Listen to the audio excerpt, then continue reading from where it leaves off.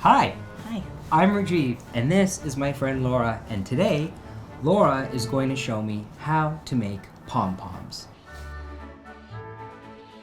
So, about a year ago, I was visiting Guy Wolf and Erica and the kids, and Erica was knitting a Scottish bonnet, which is kind of like a beret, but it's the traditional Scottish flat cap. And when she finished it, I tried it on, and I was floored by how much I loved that cap. So I got the pattern and I made one, and I made one with very, very fine Scottish, this is from Shetland, Scottish yarn with tiny stitches. I made this while I was traveling, so if I was ever on a train or a plane or an automobile, train, planes, and automobiles, any of those, then I would be knitting, and I knit this hat. Took a year. Little stitches here and there, and a Scottish bonnet traditionally has a pom-pom on the top. So I kind of knew about making pom-poms, but Laura revealed to me that she's a pom-pom expert. She's been making pom-poms since she was a little girl. How long have you been making pom-poms? My grade 3 teacher showed us how to make them. Oh my that God. was many years ago. Okay. So, many years. And then when we were together, she showed me, and I was like, this is fascinating. I would love, fun. Yeah, and it's fun. Yeah. So you made it as a kid. Yeah. So this is something that kids can do at home, right? Yeah, super easy. And you showed me, I showed my niece, and my niece was hooked. And by the end of the evening, Anjali had made a beautiful little pom-pom that she was so proud of. And I just thought this would make such a wonderful video to share with people, because knitters can make pom-poms for their knitted things, but kids can take leftover yarn. That's the wonderful thing. I think all knitters have random balls of yarn, bits and pieces that they don't really know what to do with, and anybody that knits out there knows about this stash of the back of Beyond where all the yarn is kept. What a wonderful use for that yarn, making pom-poms. So today, I actually have to make a pom-pom for my Scottish bonnet.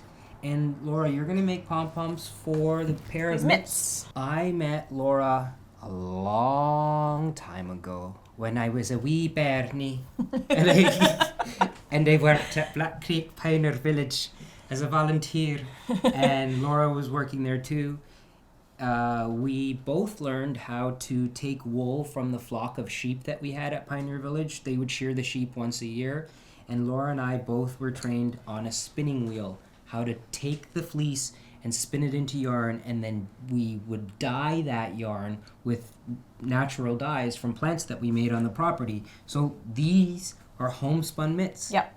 From wool that you spun. Yep. From our sheep. Yes. Do you remember what the dyes were? No, I was just thinking that. This is natural. Yeah. There's like a tiny bit of, I don't even know what Sumac. that was. Maybe sumac. Or rhubarb leaves. It's onion skin. Okay. Yeah. They're so beautiful. Yeah, they're nice. So you're gonna make some pom-poms for the mitts. Yeah. And I'm gonna make, you're gonna walk me through making a pom-pom for Toorie. A Toorie.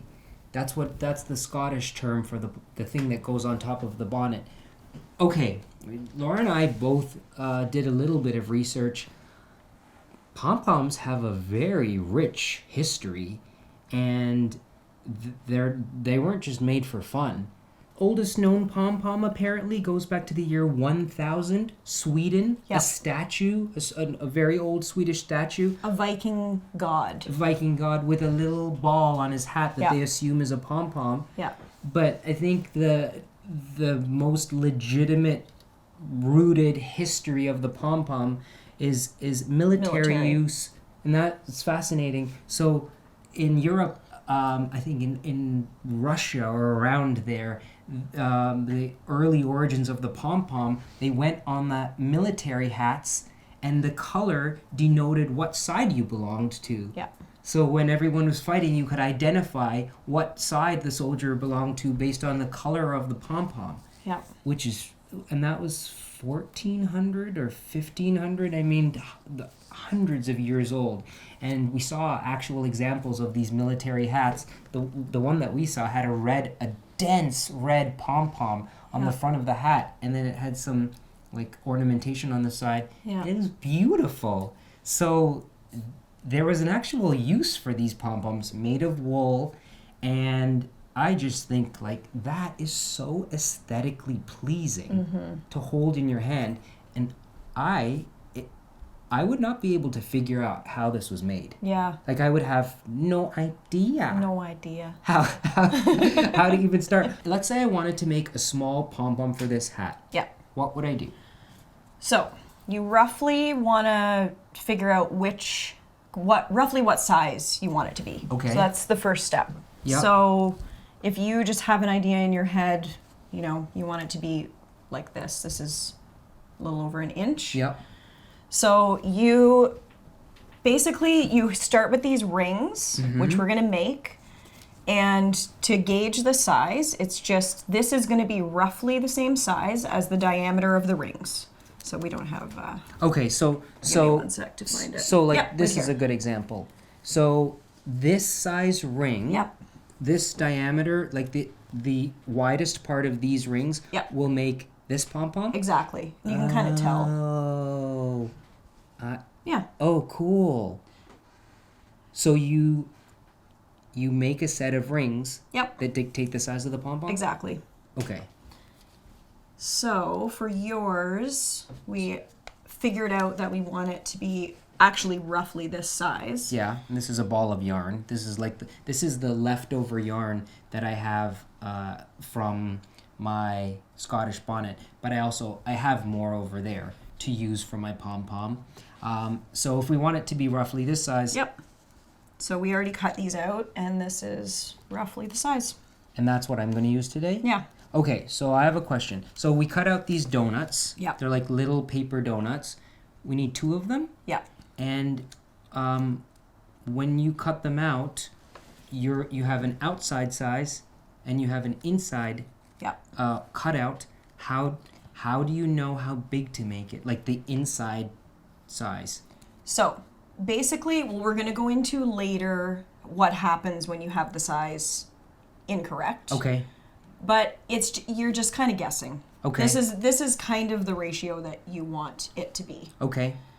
So to get to this, Yeah. there are a couple methods. You can go around your apartment and find things that are roughly the same, roughly this diameter. So you need a bigger one and a smaller one. So for this, we could use, I think we've decided it was this one. So that is roughly the right shape for that. For the outside. For the outside. And then then we need a much smaller one for the inside. Like so none of something- these will work. Something tiny and Yeah. round for that. So how about if I open my sewing box and like how about this thimble? Yeah. Oh, it's perfect. That's actually perfect. Okay. Done. Thin cardstock like this is the best to use. Like not a cardboard box. You can use a cardboard box, but it has the thickness. Yeah. And the more thickness there is, it's going to make the pom-pom less dense. And you want it to be nice and dense like this. So the thinner it is, it just takes up less space. Okay. More room for wool. And you're always recycling things, right? Yeah. Like this is, we went to the bakery the other night and we both got cupcakes and Laura said, I think this is the perfect thickness of cardboard to use for the little circles. Sorry. That's exactly how I said it. Yep. So we just start with the bigger one. Trace.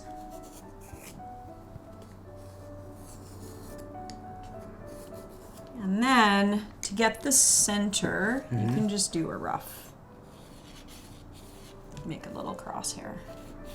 And then just kind of look. This Yeah. this is not rocket science. Okay. And then just try and line up the little thimble. That looks pretty good. Okay. And trace Just trace that. it around. Oh, I don't need to redo that. Well, it's tricky just doing it that far away. That's good. Okay. That looks great. And then, So the other way to do it yes. is you can just use a little one of these basic kids little math sets and just use a compass pencil. So you can start with the diameter that you actually want. And then you don't need any. And then you don't have to go hunting for things. So you can just do this. And then you know that you're going to have the exact center for the smaller hole. Oh. So we can just gauge about there. Yeah.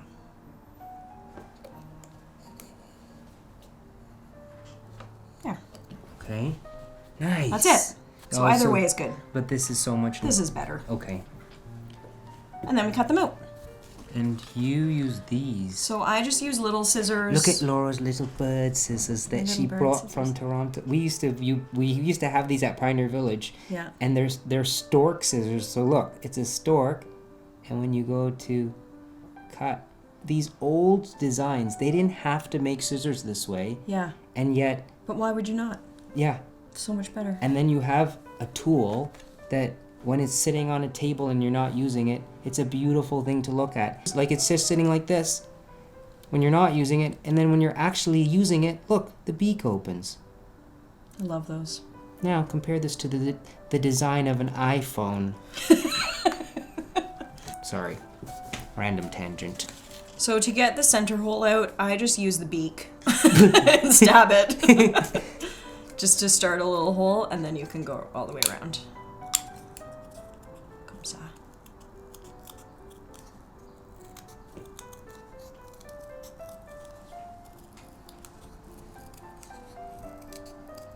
So because you need two of these, you don't have to redraw them like we did. Yeah. Once you've decided your measurements and you cut out one, you can just trace it. Oh, okay. And then they're exactly the same. But you need two. Okay, so those are, we don't need this anymore? Nope. Trash. Okay, now what do we do? So now we're actually gonna use the rings. Yeah. I had already made correctly sized rings for your pom-pom. And we decided that for my Scottish bonnet, I wanted a pom-pom of a certain size. And when you decide on the size of the pom-pom, it's really based on taste, like what looks nice. Sometimes a huge, like that would be a clown costume. Exactly. and something smaller that's cute, but it's too small. Too small. Traditionally, these Scottish bonnets were blue or gray, and they had a little red Toorie on them, and it was like a little cherry. So that's actually the right size. Because that looks like a little cherry on top. And I don't know. I can't decide if I want a red pom-pom or if I want an actual gray pom-pom with the same color wool. So we're just going to make both and decide later. Put both of them on and decide later. I feel like the red is so traditional to what this is, but the gray just feels a little more modern and classy. Yeah. And I'm very vain. So extreme, the most vain person I've ever met. This was one of the comments on one of the early YouTube videos. Just 2 words and a period. Vain individual. Period. And I was like, that person has summed it up very well. Saw right through you. Thumbs up to that comment. Mm-hmm. Yeah. Vain individual. So we need to make 2 pom-poms because I need to see this shit. Okay. Okay, go time, baby. Okay, so we have Laura, you cut out these rings because this is the perfect size for my Scottish bonnet. Mm-hmm. Okay, I have a question. When you make a pom-pom, can you trim it down to make it smaller? Yep. Okay. Like we could take this one and make it a lot smaller, but there's just not really a point. But you can't make it bigger, right? Definitely not. Okay. Yeah. So we have decided that this is the perfect size pom-pom for my hat. And now what do we do? Oh, and I want to use this wool because I feel like the historic Toories on the Scottish bonnets, it wasn't a bright red. It was, and because we've both worked with natural dyes, it was madder root. It was like an orangey red. I mean, I've seen them in paintings, and the color of the red is like this red. It's beautiful. Yeah, like this is a commercial red. Yep. And this is more of the historic red. Yeah. Which I just love. It's gorgeous. Subtle, but there's such a difference. And this is also the same kind of yarn. It's from the same woolen mill that I used for the actual hat. So I really like that. Like using the same gauge of yarn. Yep. And the same wool, really, from Shetland for the hat. So I just... Perfect. Could you start with this? Gorgeous. Yep. Okay. Laura is going to demonstrate on some green wool, and I'm going to use my beautiful madder red. Red for the Toorie, for the Bernie's bonnet. Oh boy. Okay, what do we do? Okay, so we're just going to unravel a length Okay. that is not too long that it's awkward. So usually arm length. Roughly right? arm length, maybe a little bit longer. Okay. And then you're just going to cut it. Cut it. Just hold this piece at the back, like this to start. Yeah. So we hold it like this. Yep. Flip it over. Yeah. And then you just pull it through the hole.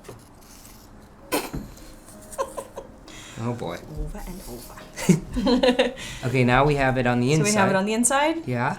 Then And- you go around. So this raw end should be on the outside? Yeah, and you're just holding it. We're going to sort of tuck it into place. Okay. But just like that. I'm just going to watch you and then I'll copy you. Pull it through. Yeah. I usually just go around like this. Mm-hmm. And then on the other side, you're sort of, that's what holds it in place while you keep going. And you're going to do that numerous times. Okay. Yeah, it's just kind of like that. It doesn't need to be tied. Yep.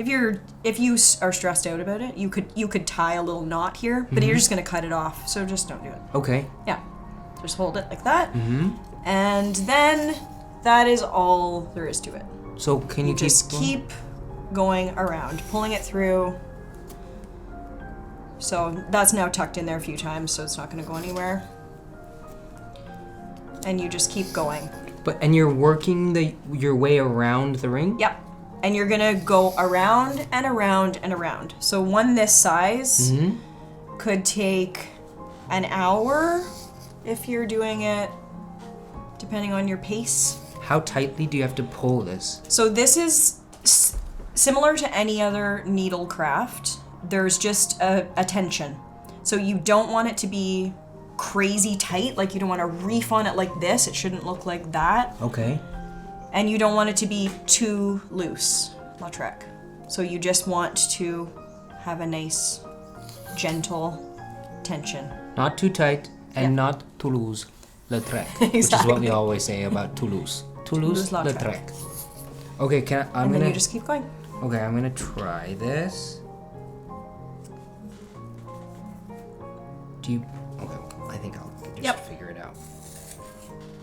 Oh, I see instantly. The thinner the yarn, this is gonna take a long time. Oh boy. Oh, I see. Yeah.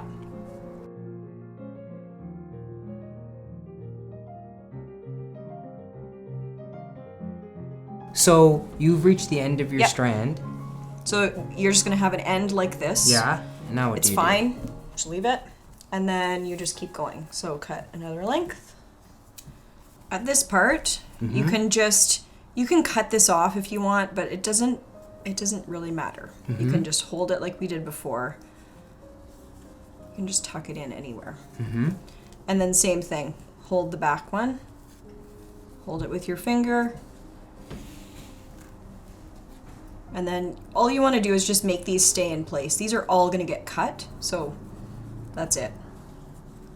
Just hold it until you've put a couple more strands over top of it, and then you just keep going. Yeah, you can just leave it there. Leave it there? Yep. Okay, so I put this down, and then I cut another length.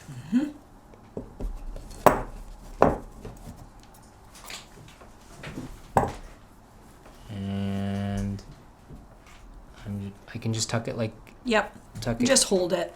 So I can already see here Yep. that what's happening is that even just with the second strand, that white is disappearing. Exactly. And so eventually, do we just keep going until this inner hole is filled with yarn? Yes. So it takes a long time. Yeah. Depending on how big they are. Like, so this one, and depending on how fast you're going, it can take a couple hours. And it depends on the thickness of the yarn, right? So like, for this one is so thin. So it'll take you some time. Okay. But what else are you doing? Yeah, exactly. This is what I always say. When people say, "Oh, that's so time consuming," that's my response. Oh yeah, it's time consuming? You have 24 hours in the day. What are you doing with every single hour of your time? Okay, the other thing is, this is something that you can start and you can put down and come back to, right? Mm-hmm. Like you can do this in increments of 10 and 15 minutes here and there. Totally. Right? Absolute. Like a knitting project. Mm-hmm. So yeah, that's the second row. Just fills up more, and also my wool's a lot thicker than yours. I kind of like that we're doing it in two very different ways. Mm-hmm. Yours is a big pom-pom with thick wool, and mine is this really small one with very fine yarn. Okay, so I'm gonna, I'll continue this later. But Laura has done some homework, and she prepped one already. Yeah. So we have a switch out, and... Switch out. Wow. So this is the same size ring, Same size. And you've almost filled It's almost... This could be done. That's pretty much how you want it. The more full this is, the less you can see this hole, the fluffier and more plush it will be. So how, at this point, your finger won't be able to push the yarn through there, so what do you do? So for the last few strands, probably the last 3 strands that I've done on this, I use a crochet hook. Can I get you one? Just to demonstrate? Yes, please. So I have to get my trusted sewing box out. And in the sewing box, we have treasures. Oh, here.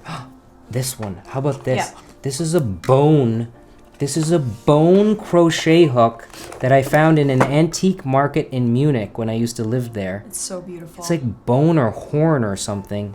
That's amazing. I love this thing. Can you use this? Gorgeous. Yeah, I can. Okay. And I have another one too. Yeah, you just want a little, sort of a fine crochet hook. Either of these will work. Okay. So, I can just put one more strand on this and finish it. Yeah, because I would love to see this, because I don't... This part is where it can be kind of annoying. Mm-hmm. But that's that. Laura is very meticulous and does things slowly and properly. And I very often cut corners and rush. And when we're doing things side by side, you could always really clearly see which version is Laura's and which version is mine, because we often do like artistic activities together. When we're painting, when we're oil painting, it's very funny to put our palettes together. Our palettes. Laura's palette is like all the colors, even at the end of the painting session, they're still in their place. Mine is a hot mess.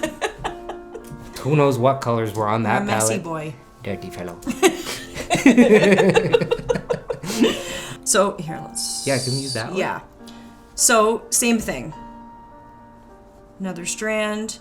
Yeah. So to get it, you just push it up with your finger. Yeah. Grab it like this, and just that's all you have to do. It's just to get it through, because your finger won't fit through the hole. What the fuck? We need to grow up. We're never gonna make it if we can't grow up. Okay. So you just do that. So that's what the crochet hook is for. Yeah. And you could keep going until you can't pull a strand through? Yep.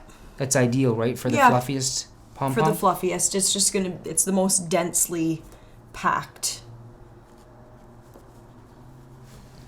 And that's it. You don't even have to use the crochet hook end. You can use the other end. You're basically just getting it through. You can use like a bamboo skewer even. Exactly. This is genuinely what it's like when Laura and I are together. Laura and I have known each other for a long time, and now we're family. My family knows Laura's family knows mine. Mm-hmm. And she and I visit a few times a year because she still lives in Toronto, so she comes to New York. I like how you said still. Still. Because I still don't live in Toronto. She still lives in Toronto. Oh, right. For now, she lives in Toronto. And I live here in New York, so we get together a few times a year. And when we're together, this is the sort of thing that we often find ourselves doing. Nerds. Losers. Oh, Oh, they're making pom-poms. They're adults and they sit and they make pom-poms together. They're losers. Okay. Oh, Lord. Oh, Lord. This is going to take a long time. Okay, I'm calling this done. Okay, so I'm gonna keep going. We'll finish that later. While you're, or maybe I'll just keep doing this while you're doing it, or no? I think you need to watch. Okay, I'll watch. So this step is done. This is done. Once you've kind of filled that inner hole almost completely. Yeah. You're ready to. Now we're gonna cut this. You're gonna cut it. We're gonna cut it all. This is what's fascinating. So what's gonna make this? Because this is a very technical process, and it's fascinating to see how this turns into this. Yeah. Okay, what do we do? Okay, so you can choose anywhere around this donut where you want to cut. Yep. What you are trying to do is find the center. So if you start cutting here, just keep cutting until you can see those cardboard rings. Okay. So they're exposed. Yeah. Okay. Okay. So once the cardboard is exposed, just put your scissors right as close as you can to the cardboard. Yeah. In between the cardboard pieces? You can go in between the cardboard, but you will just end up cutting the cardboard. Okay. So I just go to one side. Yep. I'm going along the left side of one of the rings. Okay. The point is you just want to be as centered as possible, but the ring is there, so you just follow it. Okay. Just like that. Keep it. So that's what it looks like. Yep. And you just keep going all the way around. Cutting. And see that now you can see how it becomes a pom-pom. So you're cutting every single piece apart. All of those, you just spent 2 hours wrapping this ring with all the threads, yarn, and you're just cutting it all. So these are, as you can see, these are all just now little short pieces going through the hole. Okay. So you just go all the way around. And then you can just go around it and make sure that you've cut everything, which you're checking. So that's good. Okay. So then you can just kind of fluff it out like this. Gently though, right? Gently, because nothing is holding this together now except the rings. Then leave it. Cut a long strand of the same yarn.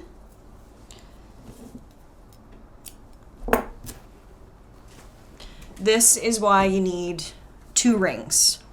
So open them. Yeah. That's the center of the pom-pom. And you put the string through it. Yeah. Okay, so there is 2 rings opened, and that's where you're putting the yarn. Right in the middle.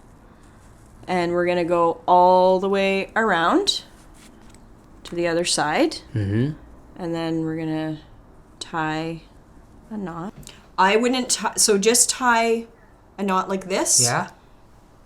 Make sure it's inside the cardboard ring still, and just pull it pretty tight.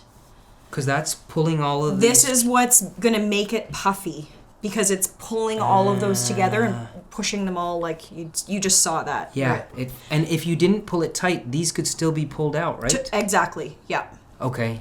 So you need to pull, like, you don't want the yarn to break, but you need to pull it kind of as hard as you can. Okay.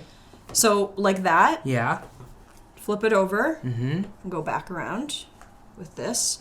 So then you're tying a knot on the opposite side. And then tightening it again.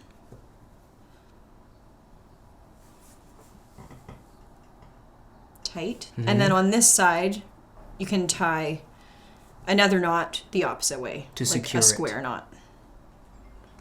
We're going to do, we did the one knot. We're just going to do another knot on the second side, just to make sure it's tight and secure. And that's it. So now this is tied together. Now we have to cut these off. Cut the cardboard rings off. Okay. So you just gently open them up. And cut towards the center. So that's cut. Just open it up. Just take them off. That's why your finished cards always have a little slit. So you can still use this. So I use them over and over and over again. Okay. And then you just do the same thing with the other one. Obviously, you don't want to cut the knot inner string that's holding it together. So just watch out for that. Okay. So you just cut. You can just hold it open like that. Cut towards it, and then take that off. Wow. So now. Yep. When this is finished. Yeah. It looks a little wonky. Yeah. Like that looks more oblong than. And that happens sometimes. So that's okay. So you have these are the strings that are holding the whole thing together. I leave these on because you don't know if you're going to use this. If you want to attach this to something, like a toque, this is what you'll use to it. A toque is the Canadian word for hat. And Americans have not heard toque. They don't know what a toque is. A toque needs a pom-pom. A toque is a beanie cap in Canada. So you need a pom-pom for your toque. For your toque.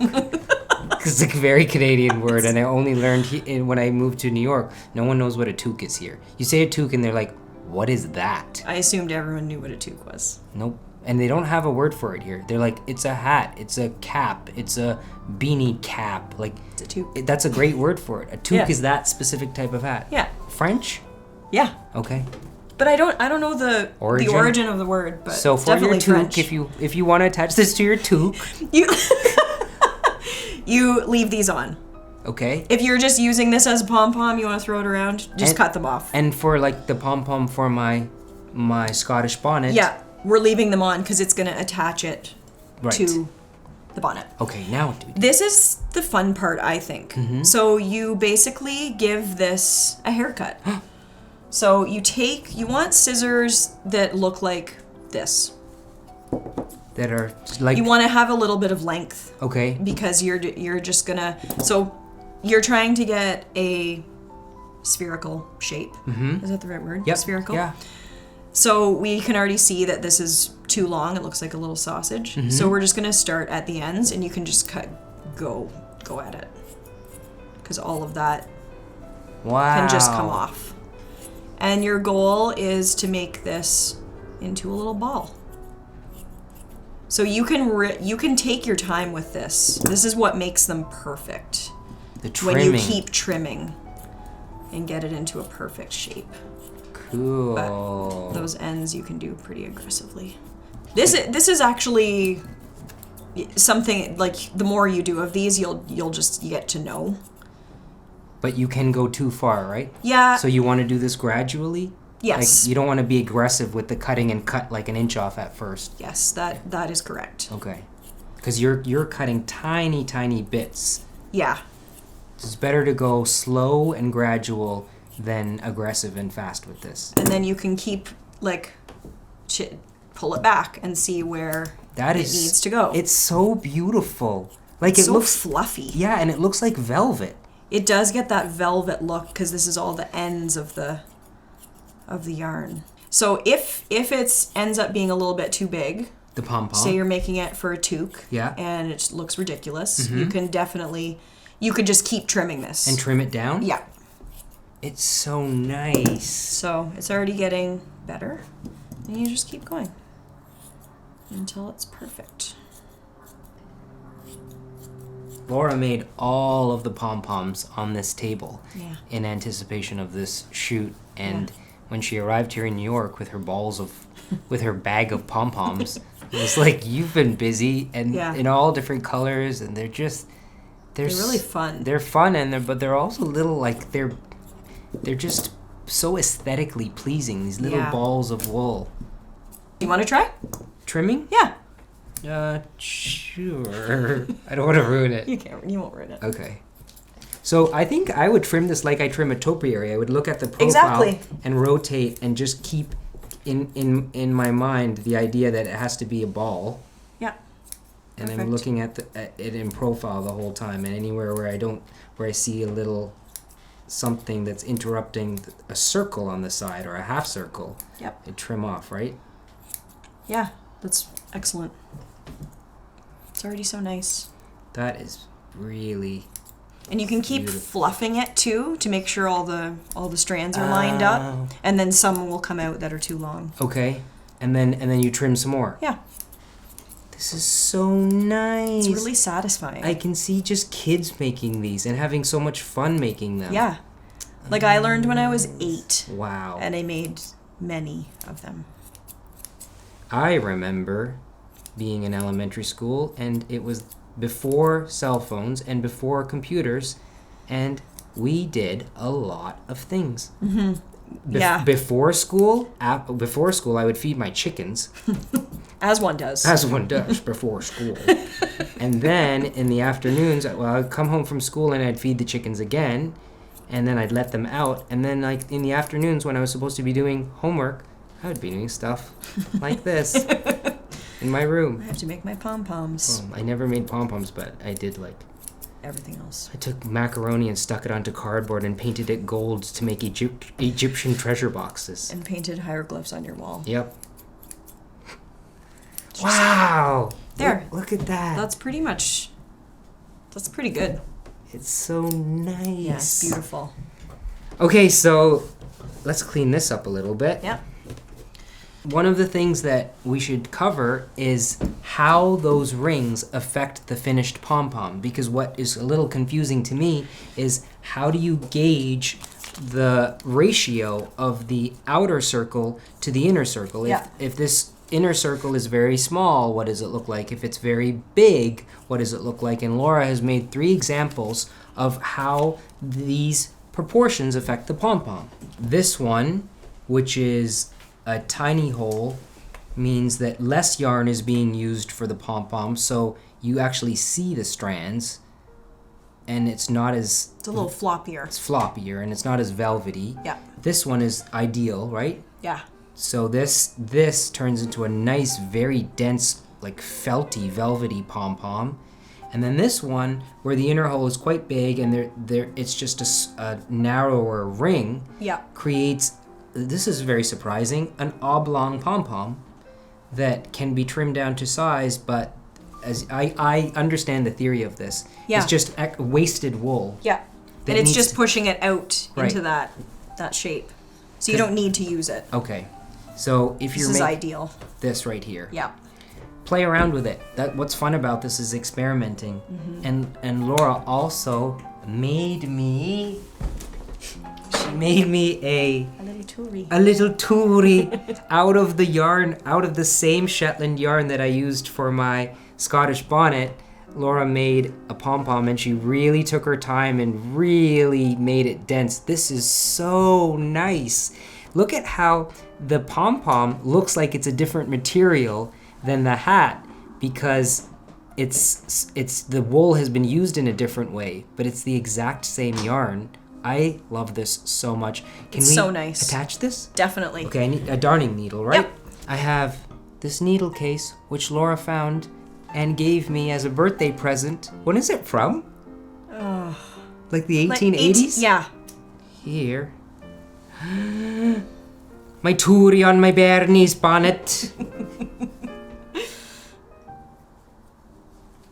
Put this through here. Oh, this is why this is great. Yeah. Because you can really tether it. Exactly. Actually, what I'm going to do is stitch it. So it's smart. tightly on there, right? Yeah. You don't want your Toorie to fall off. No, we can't have that, no.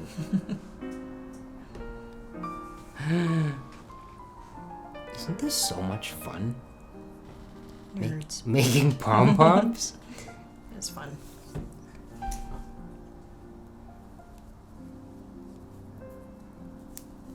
I just find when I'm doing these things, I'm always smiling. Like a fool. So look at that. Oh, there's a little strand. There's the pom-pom on the Nice. hat. I'm gonna put this on. Bonnie Charlie's new harbor, safely o'er the friendly main. Beneath the heart will break in twain, ere he will come back again. It's perfect. It's Nice. so nice. I love this hat so much. It I looks think it's my great. favorite I can't hat. believe you made this. That's nuts. And you know what's so special about it is that it was a collaborative effort. Yeah. I don't think I can make a I pom-pom think my this part nicely. was quite a bit easier than your part. Well, I don't know. It's beautiful. We have the ultimate pom-pom, the biggest pom-pom I think anybody has ever seen. My favorite pom-pom. I think I should. Floofiest Pom-Pom. The floofiest pom-pom. Can I bring him in? Here is my favorite pom-pom of all. The biggest, floofiest pom-pom that I just love so much.